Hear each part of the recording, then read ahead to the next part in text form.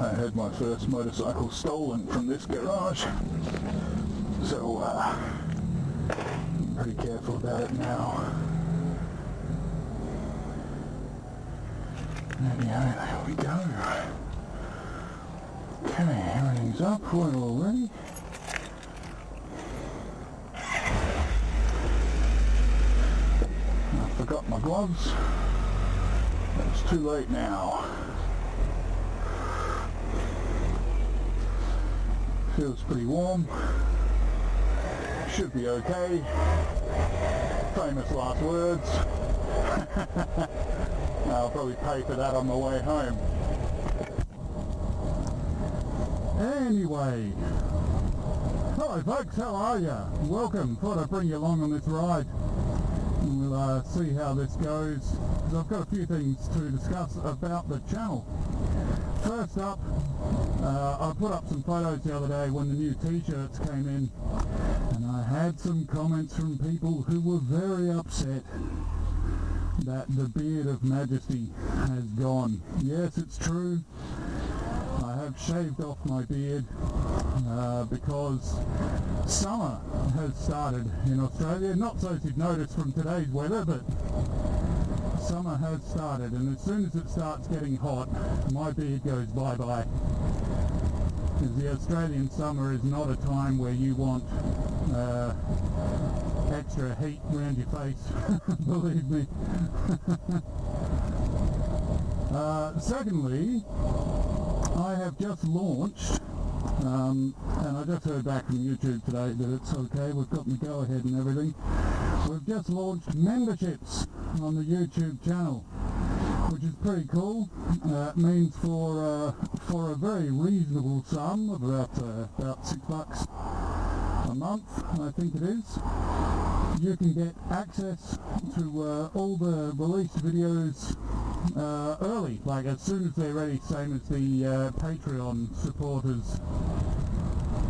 You no longer have to wait till after the next weekend, which is pretty great. I'm pretty excited about that. I think that's awesome. Oh, that kid.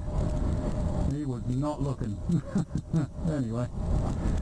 Yeah, so, you're welcome to take part in that if you don't want to have to sit around and wait. Now, I think that there's a sort of pro and a con to this. The pro is that you don't have to go and sign up on another website. You don't have to go to Patreon and make an account and sort out your payments on there. And I know some people do have problems with the Patreon website itself.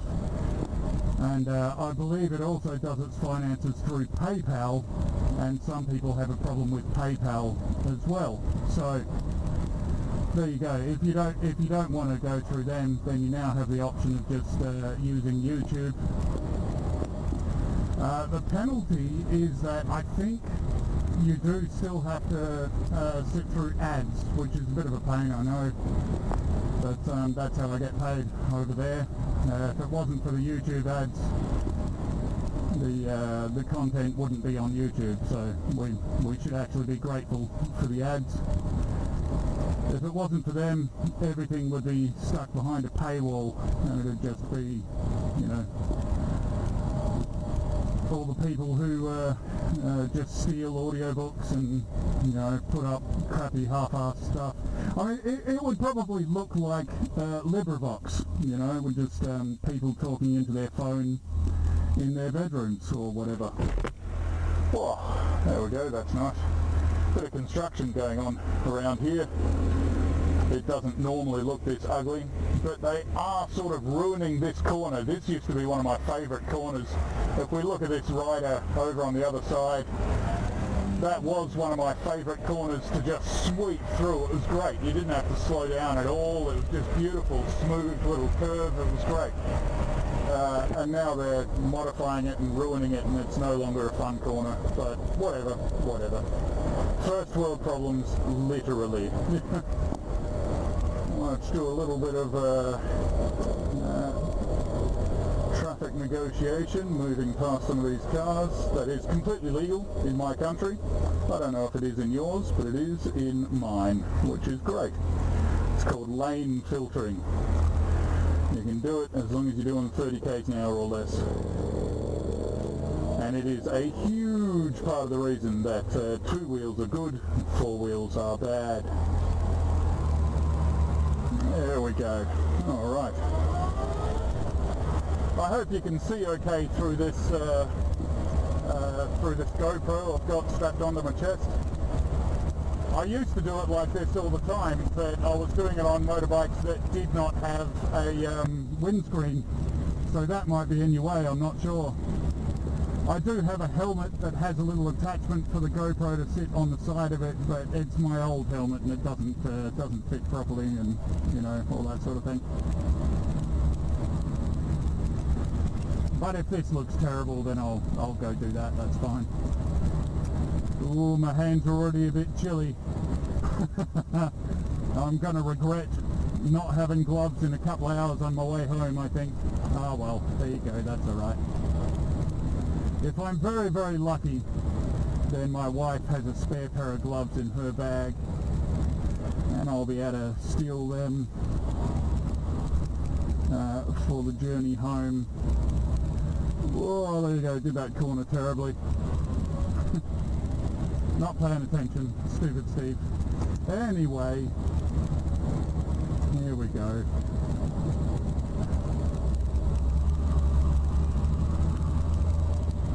Change lane. At least when the GoPro is on my chest, you don't get seasick with every time I turn around to look at the roads behind me and the other lanes and all that sort of thing.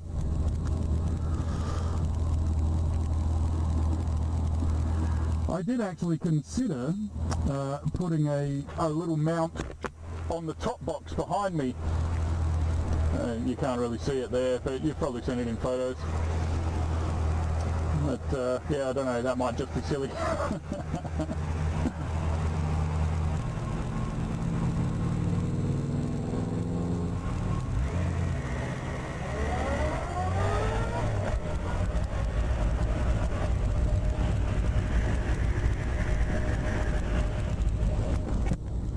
Also, I noticed my bike sounds really bad through these microphones. It was through my phone last time, and it just sounds dreadful. But that's okay, I don't mind. It sounds fine to me when I'm riding it, and honestly, I'm not one of those people that's all about how their bike sounds, you know. Even when I used to ride a cruiser, I remember, I mean, for a start, I rode a Suzuki rather than a Harley Davidson because it's a better bike. But lots of people, you know, wouldn't dream of doing that. If you're going to ride a cruiser, you know, it's going to be an Indian or a Harley or something like that. But I didn't mind. I just wanted a good bike. And I was experimenting, you know. I'd never ridden a cruiser before, so I got one, and it was pretty good. I enjoyed it. Apart from being really low down and having zero visibility in amongst the traffic, it was good. But I remember the salesman, one of the first things he said was, oh, you can get a much louder exhaust, go blah, blah, blah, blah, blah, and, you know, piss off your neighbours. And he thought that was really funny, and I know a lot of cruiser riders do that sort of thing, but I just think that's arrogant. You know, it's just obnoxious. Don't do it, you know. No matter how loud your motorcycle is, your wind's not going to get any bigger, so, you know, relax. As far as I'm concerned, there's 3 types of motorcyclists. There's the first type, which is the speedster, you know, who uses a motorbike to fulfill their adrenaline addiction. And the second one is the powerless person who uses a motorbike to sort of make up for the fact that they have no power in their lives. And they're the ones that are really loud, or they got big flashy bikes and they ride around in leather and all that sort of stuff, trying to look tough. And the third type, which is me, is people that just like motorbikes. You know, we just actually enjoy them, and we like riding motorbikes, we like getting around on them. We're not interested in how we look, and we're not interested in fulfilling some teenage power fantasy. We just like motorbikes. And they're more efficient than cars, they're more manoeuvrable than cars. You don't get the armour You know, if I get in an accident, it's going to be a lot worse than someone in a car. But honestly, that's just a really good reason to ride safely and keep your eye out. Watch every bastard. You know, keep your eye on everyone. Watch everything that happens. My eyes are constantly shifting when I'm riding a bike. Which is another thought. If there's anyone out there that's interested in learning a bit about motorcycling and whatnot, give me a yell. There's some other videos that we could make. And my wife could join me on them too. She's a rider as well. And we do have, you know, the helmet, inter-helmet communications set up. And with my microphone where it is now, it can also actually pick up the speakers in my helmet, so we would be able to hear Alice. Hello, how are you doing? Don't know. Still recording? Yeah, good. The trouble with these GoPros is their battery is minuscule. Oh, there you go. Looky. That's exactly the kind of person I was talking about. He's got a big noisy bike, hasn't he? He's wearing his Harley Davidson backpack and his Harley Davidson jumper and his, well, they're not Harley pants, but he's got his Doc Marten boots on and woohoo, gosh, he's tough. He's certainly not a grossly obese dude, you know. Whatever, doesn't matter, who cares. Everyone should just do what they do, but try not to care about what people think about you, you know.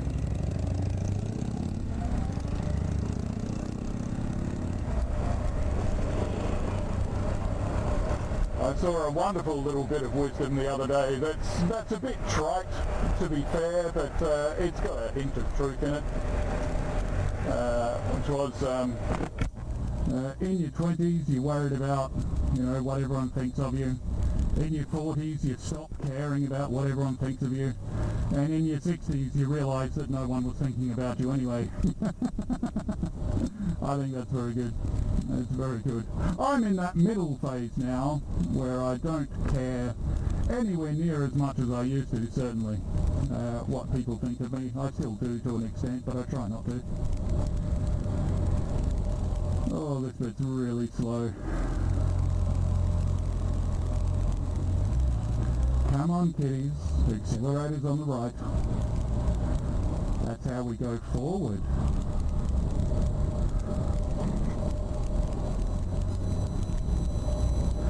The other day, Alice and I were at that sushi restaurant there, and we watched a kid walking across the road get hit by a van on the other side of the road.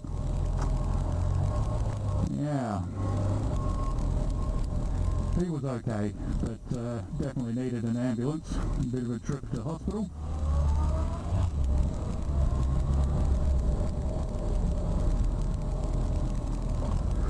We didn't see the start of the accident, unfortunately, so, you know, didn't know whether it was the fault of the driver hooning along and not looking, or the young man walking along and not looking, or a combination of the two. It was probably a combination of the two. We're on one side of the city here, inside the CBD, the Central Business District. I don't know how big your city is. This might not look particularly busy or city-like to you. Adelaide has about 1.6 million people. So it's fairly big, but it's not huge by any means. I think New York is 9 times the size, and Tokyo is bigger again than that.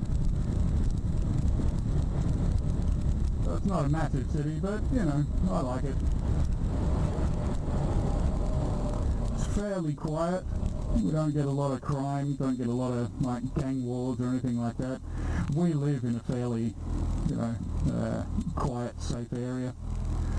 As you can tell by how quickly we got to the city, this was not a long ride at all. Whew. and we're nearly at the school, a couple of blocks away.